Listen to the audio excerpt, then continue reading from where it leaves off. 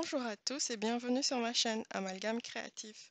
Pour cette toute première vidéo, je souhaite vous présenter un truel entre un dépé, un point de croix et une peinture par numéro sur cette image aux couleurs automnales qui représente des petits gnomes et des citrouilles.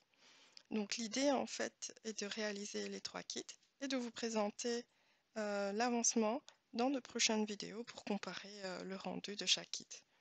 Je vous propose maintenant de passer à la présentation du premier kit qui est la toile peinture par numéro. Ici, je vais donc faire de la place pour déballer la toile. Cette toile, en réalité, fait partie d'un kit de 4 toiles que j'ai vu sur la chaîne d'une américaine qui s'appelle Ivan et sa chaîne c'est Back to Earth Creations. Je vous laisse de toute façon le lien de sa vidéo en barre d'infos. Et c'est sur sa vidéo que vous trouverez le lien amazon.com que j'ai utilisé pour acheter ce kit. Je vous montre rapidement les trois autres images. Donc on a une image qui représente une lanterne, une citrouille et des tournesols.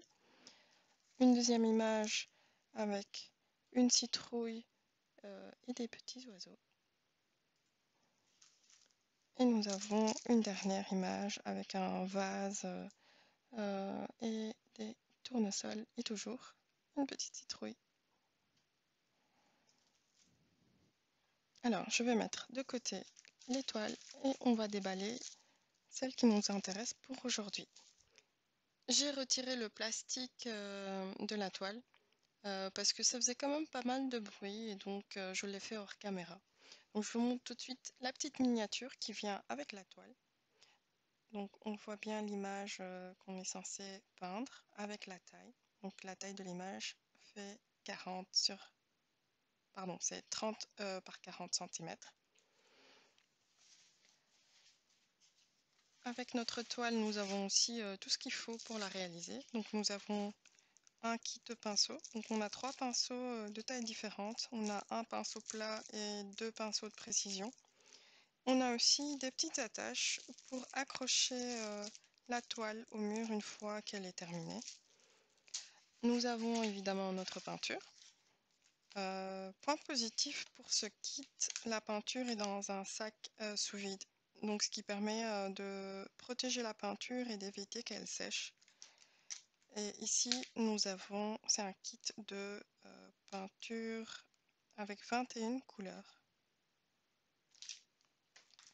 Nous avons aussi le patron, où l'image est reprise avec tous les numéros et les zones à peindre. Donc on pourra s'y référer si besoin, plus quelques instructions sur comment utiliser la peinture et comment l'appliquer sur la toile. Et nous avons au final notre toile. Donc j'avais vérifié et la zone à peindre égale vraiment 30 par 40 cm. Donc au final, ce sera la taille de la toile. La taille de la toile plus les bords n'est pas mentionnée, mais je dirais peut-être c'est 4 cm de bord de chaque côté. Donc voici pour la première toile. Je vais ranger tout ça et je vous reviens avec le kit de DP. On passe maintenant à la présentation du kit Diamond Painting. Donc c'est un DP que j'ai acheté sur Amazon.fr. Je vous laisserai le lien en barre d'infos si ça vous intéresse. C'est un DP en diamant rond. Je vous avoue que personnellement je préfère les kits Diamond Painting en diamant carré, mais pour cette fois-ci je me suis quand même laissé tenter pour tester le rendu de cette image. Donc nous avons les diamants, nous avons tout le kit standard que tout le monde connaît, donc avec le stylet rose, la petite barquette verte et le petit peinture rose. Nous avons les diamants en sachet ribambelle. Et sur le kit, nous avons donc 24 couleurs. Donc c'est une toile en colle coulé, ce qui est plus facile à manipuler. Et ici sur la toile, on voit que c'est marqué 30 par 40 cm. Mais en réalité, j'ai mesuré la taille de la toile et la zone à diamanter en réalité ne représente que 25,5 cm par 34,5 cm au total. Donc elle est un tout petit peu plus petite que la toile en peinture par numéro. Donc voilà pour le kit en diamond painting. On n'a pas de feuille de route en fait pour le kit, mais je dirais pour cette petite toile, ça ira. On passe tout de suite à la présentation du kit pour le point de croix. On termine enfin par le kit de point de croix que j'ai déjà mis dans une pochette action. Donc ici, ce que je fais, c'est que j'imprime la photo du projet et je l'insère au dos de la pochette. Et comme ça, j'arrive à m'en sortir plus facilement avec tous les projets de point de croix que j'ai. C'est une toile que j'ai commandée sur le site de Fansels. Donc je vous laisserai le lien du produit en barre d'infos. Donc ici, avec mon image imprimée, je garde également le patron et la fiche de la compagnie. Donc ici, si vous voyez, c'est une toile DIY Cross Stitch et on a le patron avec. Donc c'est imprimé un peu petit, mais bon, il pourrait servir.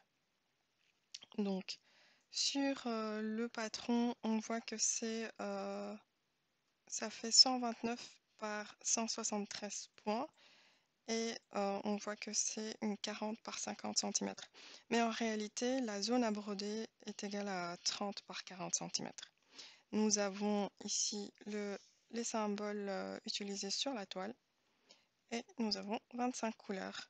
Donc sur la petite cartonnette, nous avons effectivement nos 25 couleurs de fil. Donc sur la cartonnette, il n'y a pas de référence de couleur ni rien du tout. On a juste le numéro de la couleur correspondante. Enfin, nous avons notre toile. Donc c'est une toile en 11 CT, donc il faudra broder en 3 brins. On a 2 aiguilles au dos. Donc dans ce kit, il n'y a pas de petit toolkit. Et nous avons l'image en miniature sur la toile. Donc avec les symboles encore une fois et le nombre de couleurs. Donc comme ça, lorsque je vois l'impression des symboles, ça a l'air d'être clair. Donc on verra bien ça au moment de broder. Donc je remets tout ça de côté et je vous reviens pour vous montrer les fiches de suivi que j'ai préparées pour voir l'avancement des 3 kits. Pour faire le suivi de l'avancement des 3 toiles, en fait, je me suis préparé ces fiches. Donc j'ai une fiche pour le point de croix, une pour le DP et enfin une pour la peinture par numéro. Sur ces fiches-là, je pourrais noter la date, l'avancement en surface ou en nombre de croix, selon les toiles, et aussi le temps que j'ai mis pour réaliser cet avancement.